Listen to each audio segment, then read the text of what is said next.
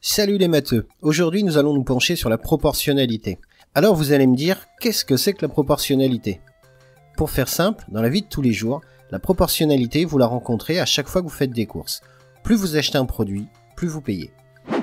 On parle de proportionnalité quand on peut dire que 2 fois plus égale 2 fois plus. Plus simplement, si 1 litre d'essence coûte 1,70 €, 2 litres d'essence coûteront 3,40 €. 2 fois plus d'essence égale 2 fois plus cher. A l'inverse, si je mesure 1,20 m à 10 ans, à 20 ans je ne mesurerai pas forcément 2,40 m. 2 fois plus vieux ne veut pas dire 2 fois plus grand. Ce n'est donc pas un cas de proportionnalité. Pour calculer une proportionnalité, il y a plusieurs moyens, mais dans cette vidéo, nous nous contenterons de voir le produit en croix.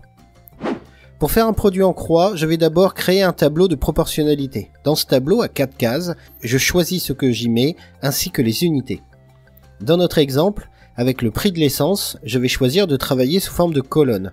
Dans la colonne de gauche, je mettrai le nombre de litres d'essence, et dans la colonne de droite, le prix en euros. J'indique donc qu'un litre d'essence coûte 1,70 €, ça c'est ma donnée de base. Sur la ligne en dessous, je mets le nombre de litres pour lequel je cherche un prix, ici 2.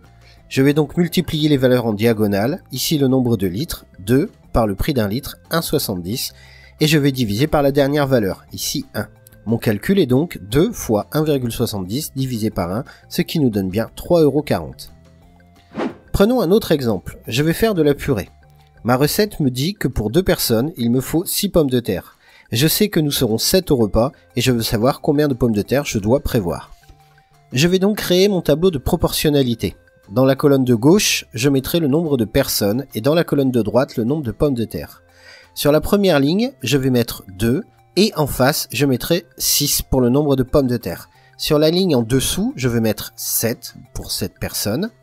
Ensuite, je vais multiplier les diagonales, c'est-à-dire que je vais faire 7 multiplié par 6 et je diviserai le tout par 2, ce qui me donnera 21 pommes de terre.